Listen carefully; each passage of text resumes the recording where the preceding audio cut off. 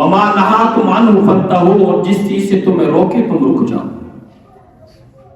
تم اس سے کیا ہو جاؤ؟ رک جاؤ۔ دونوں باتوں میں ہم جھوٹے ہیں۔ جس چیز سے میرے نبی نے روکا ہے ہم رکتے نہیں ہیں، جس چیز کا نبی نے حکم دیا ہم اس کو کرتے نہیں۔ ایسا ہے یا نہیں ہے؟ غلط تو نہیں کر رہے؟ بس آج مسلمان سود سے رک رہے، نبی نے حکم دیا نا رک جاؤ، سود نہ کھاؤ، غیبت نہ کرو، چوری نہ کرو، ڈاکہ نہ ڈالو، زنا نہ کرو، شراب نوشی نہ کرو، کسی کی بےزتی نہ کرو، کسی کی برائی نہ کرو، لیکن ہم اس سے رکتے ہیں؟ سب ہم اللہ کے گھر میں بیٹھے ہوئے اپنے گریبان میں جا کر ہم رکتے ہیں؟ ہمیں موقع ملنے کی ضرورت ہے، ہم کب گزرتے ہیں؟ اللہ کے رسول صلی اللہ علیہ وسلم نے حکم دیا نماز پڑھو، نماز پڑھو۔ ہم کتنی نماز پڑھتے ہیں؟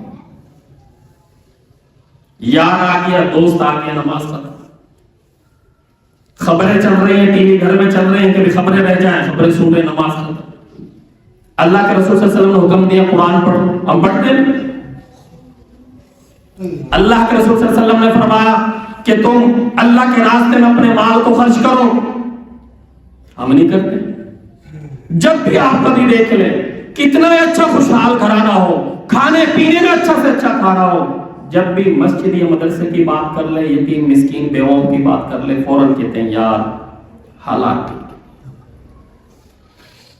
ہاں، نام نہاد کی کوئی بات نہیں جس میں ناک بڑی ہو رہی ہو، جیسے بیاہ شادی ہو گئی، اس میں کنجر نچانے ہو گئے، وہاں پر پیسے ڈالنے ہو گئے، یا وہ کیا بولتے ہیں ان کو پٹاخے لینے ہو گئے، شرلی لینی ہو گئی، تو وہاں پر ہم بڑے نام نہاد میں، بینک سے بھی ہم قرضہ لینے سے نہیں چوکتے، وہاں سے بھی لا کر یہ کام۔ تو اللہ کے رسول صلی اللہ علیہ وسلم نے اس بات کو حکم دیا، دونوں باتوں میں ہم جھوٹے ہیں۔ کس بات میں؟ جس کا حکم دیا اس کو کر نہیں رہے، اور جس سے روکا اس سے ہم رک نہیں رہے۔ اب امام الانبیاء رحمت دو جہاں وہاں اعلان کیا، اعلان کرنے کے بعد اپنے گھر چلے گئے۔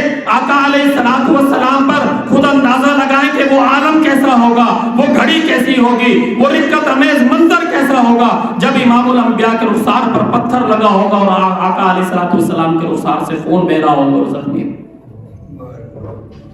سیدنا ابو بکر صدیق نے پوچھا حکیم بن حزام تو بتا وہی تیرا پھپھا ہے جس کا نام محمد الرسول اللہ صلی اللہ علیہ وسلم ہے؟ حکیم بن حزام نے کہا ہاں میرا وہی پھپھا ہے۔ سیدنا ابو بکر صدیق نے یہ نہیں کہا کہ تم مانتے ہو یا نہیں مانتے، تم نے اپنے کانوں سے بات سنی ہے نہیں سنی، تم اس کو قبول کرو گے یا نہیں کرو گے، تم اس کی نبوت کو مانو گے یا نہیں مانو گے؟ نہیں، سیدنا ابو بکر صدیق وہاں سے اٹھے، اٹھنے کے بعد حکیم بن حزام کہتے رہے یار بات تو پوری کر لو، یہ ہمارا کام پورا ہو جائے، اس کے بعد آپ چلے جانا۔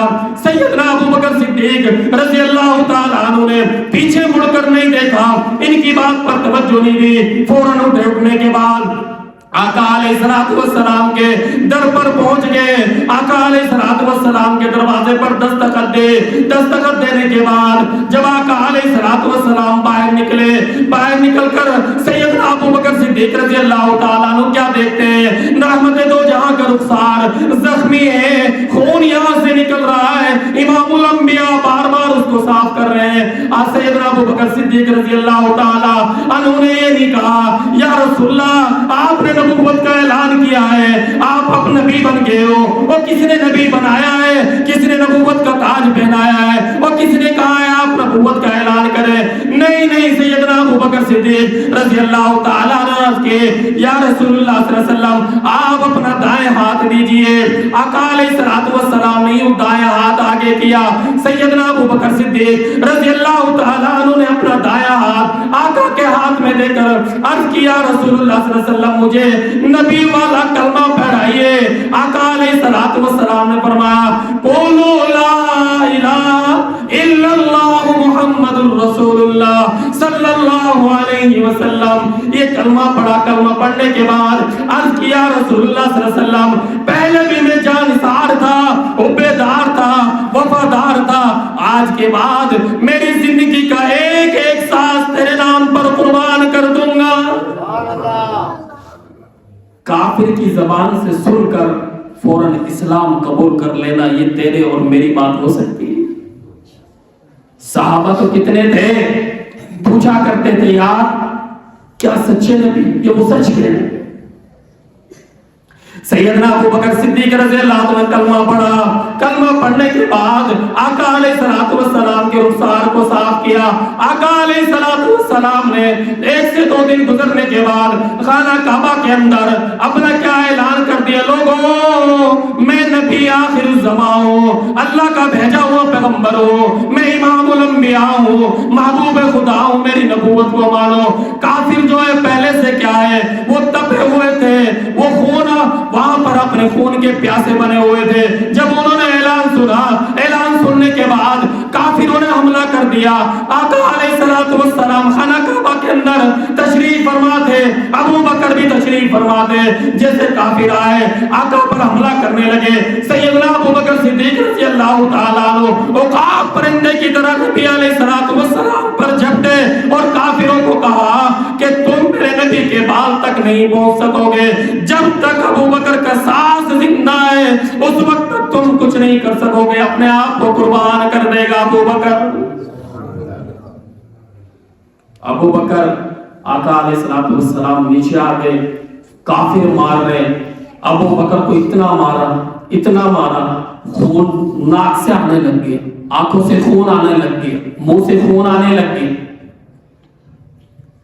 بنو تمیم قبیلے کے ہیں سیدنا ابو بکر صدیق رضی اللہ عنہ، کہ ان کے خاندان کے چند لوگ آئے اور انہوں نے سیدنا ابو بکر صدیق کو دیکھا، سب کہنے لگے کہ اس کا بچنا مشکل ہے، اس کا بچنا مشکل۔ آج میں اور آپ بھی تو ہے نا، ایمان کے اوپر تھوڑی سی آزمائش آ جائے ہم فوراً پیچھے ہٹ جاتے ہیں کہ یار رب معاف کر دے۔ لیکن یاد رکھو جب تک ہم صحابہ والا ایمان نہیں رکھیں گے، یقین نہیں رکھیں گے، قربانی نہیں رکھیں گے، میرے اور آپ کی یہ قربانی کوئی قابل نہیں۔ ہر موڑ پر اللہ کے نام پر لبیک کہے۔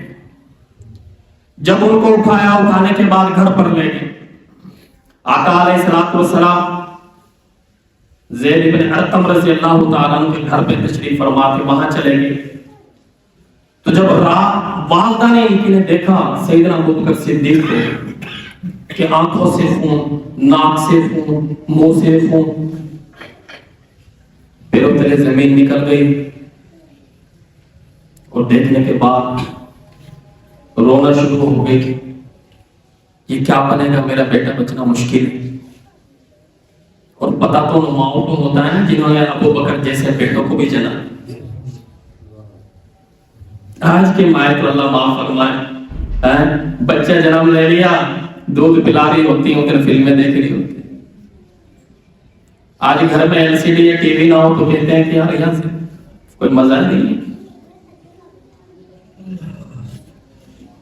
لیکن سیدنا ابو بکر صدیق رضی اللہ عنہ کی والدہ جو تھی سلمہ بنت سخر، جس کا کنیت ام الخیر ہے، تو ظاہر بات ہے جن کی کنیت ہی خیر ہے تو اللہ نے ان کو خیر ہی اولاد عطا فرمائی۔